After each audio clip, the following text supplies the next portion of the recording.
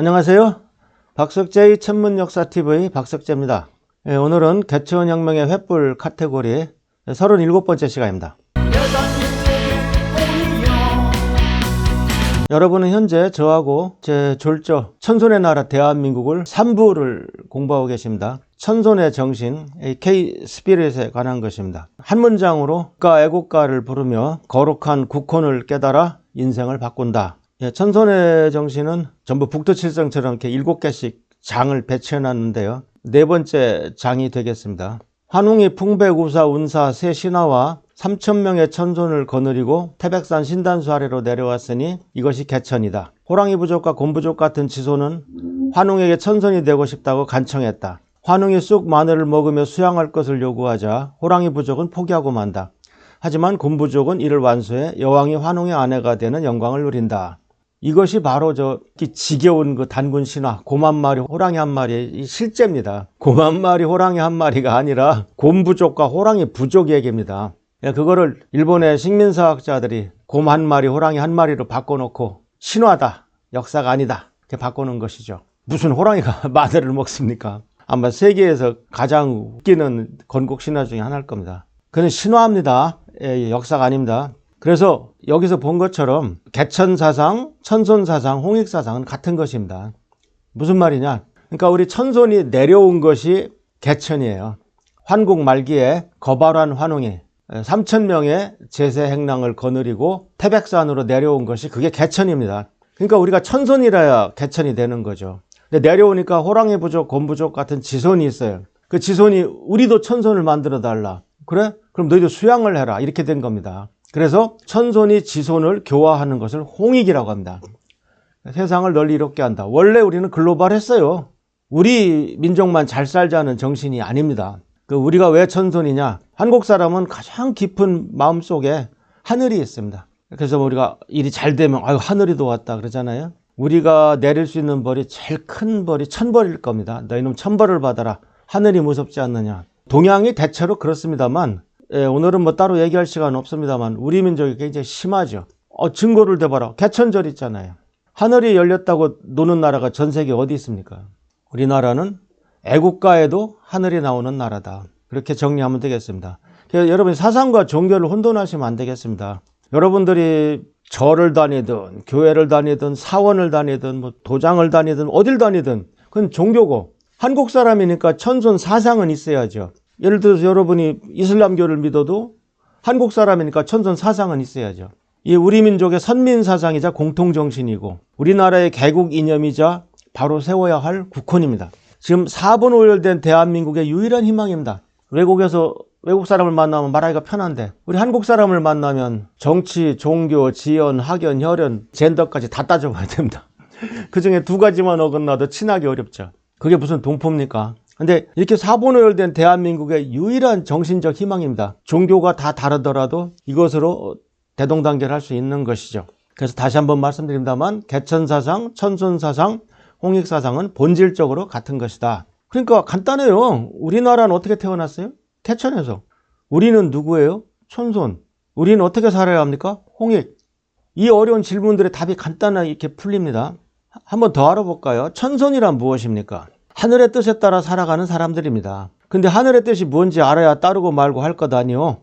하늘의 뜻을 알려면 공부를 해야 하고 바로 그 점에서 천손은 지손과 구분되는 거죠. 지손보다 잘 살려고 잘 먹고 잘 살려고 하는 공부가 아닙니다. 동양화에 보면 초당 속에 앉아있는 노인이 나오죠. 그 양반이 주식 공부하겠습니까? 거기서 하늘을 공부하는 것입니다. 대한민국의 그 선비가 가장 그 모범적인 그 천손이 되겠습니다.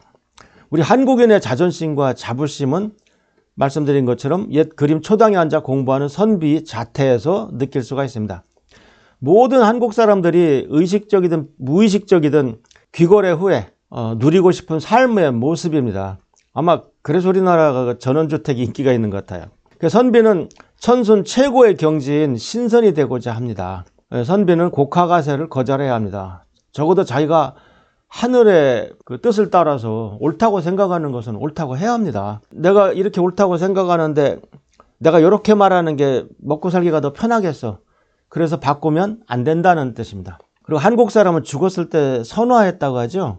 뭐 소천이나 입적 이런 건 종교 용어고요. 선화는 신선이 됐다는 뜻입니다. 우리 고유 용어가 되겠습니다. 우리는 대한민국은 천손의 나라, 선비의 나라, 신선의 나라입니다. 제 인생을 돌이켜보면서 이때가 제 국가가세를 안 했던 것이 제일 제 인생의 그 변곡점이었던 것 같습니다. 더 훨씬 좋아졌죠. 2012년 EBS에서 강의할 기회가 있었는데 그때 제가 오성치료에 대해서 강의를 했습니다. 그 강의 시리즈 중에 오성치료를 얘기했어요. 오성치료가 다 아시죠? 환단고기에 나오는 4000년 전 우리나라 천문기록입니다. 수성, 금성, 화성, 목성, 토성, 오성이 모였다는 기록이 4000년 전에 있습니다. 4000년 전에 천문대가 있었다는 얘기죠. 천문기록은 개인이 남기는 것이 아닙니다. 얼마나 위대합니까? 우리나라 사람들이 4000년 전에 이집트 메소포타미아가 이런 관측을 남겼다 그러면 역시 이집트합니다. 근데 우리나라가 그렇다고 그러면 그런데 뭐 덤덤합니다. 참 그게 벌써 민족의 그 혼이 기가 꺾였다는 뜻이죠. 제가 이때 뭐라고 비장한 말을 했는데 기억이 안 나더라고요. 근데 마침 동영상들이 돌아다녀서 제가 받아 적었습니다. 여기 무진 50년 오성치루 BC 1733년에 오성이 모였다는 이 기록은 제가 천문학자의 양심을 걸고 분명히 말씀드릴 수 있는 것은 이 오성치루 현상을 조작할 수 없다는 사실입니다. 이걸 어떻게 맞춥니까? 지금 와서 BC 1733을 어떻게 맞추냐고요. 오성치루처럼 한 뼘 안에 오행성이 다 모이는 것은 300년에 한 번 있을까 말까 합니다. 그걸 그냥 BC A1675 A676 이렇게 얘기해서 맞을 확률은 없습니다. 일식과 월식은 이제 드물게 있죠. 저는 노무현 대통령님 때 한국천문연구원장이 돼서 이명박 대통령님 때 한국천문연구원장을 연임했습니다. 그래서 저는 한국천문연구원장이 사실은 우리나라의 천문대장이죠. 우리나라는 국립천문대가 없어요. 저는 제 역할 중에 하나가 나라를 통치하는 분들께 천문현상을 보여주는 것도 제 임무의 하나라고 생각을 했습니다. 근데 노무현 대통령님 때는 기회가 없었고 이명박 대통령님 때는 제가 기회가 있었습니다. 그래서 잘 알려드려서 청와대 관계자들께 잘 얘기해서 2009년 7월 22일 일식을 우리나라 대통령이 직접 보게 제가 만들었습니다. 별건 아닐지 몰라도 이것은 저는 우리 천손의 나라 대통령이 반드시 해야 될 일 중에 하나라고 생각을 하고 도와드린 것입니다. 제 역할을 한 것입니다. 자, 그럼 앞으로 우리나라에는 이제 어떤 일들이 기다리고 있느냐 간단히 정리하면서 오늘 이야기를 마치겠습니다. 2035년 9월 2일에는 평양에서 개기일식이 있습니다. 서울에서는 조금 일부가 남아요. 100% 가리질 않아요. 근데 2035년 9월 2일 평양하고 원산하고 일본 도쿄를 연결하는 라인이 개기일식을 만듭니다. 10년 뒤인데요. 설마 그때까지 우리나라 통일되겠죠. 제가 죽지 않았으면 그 일식 라인에 가서 앉아 있을 겁니다. 요게 아주 멋있습니다. 2040년 9월 9일 오성이 아주 똘똘 뭉칩니다. 오성치료 정도가 아니고 이 5개가 거의 한 주먹 안에 다 들어갑니다. 오성 결집을 반드시 봐야 되겠다. 그렇게 안내해 드리겠습니다. 오늘 강의는 여기서 마치겠습니다. 여러분 많은 구독 부탁드립니다.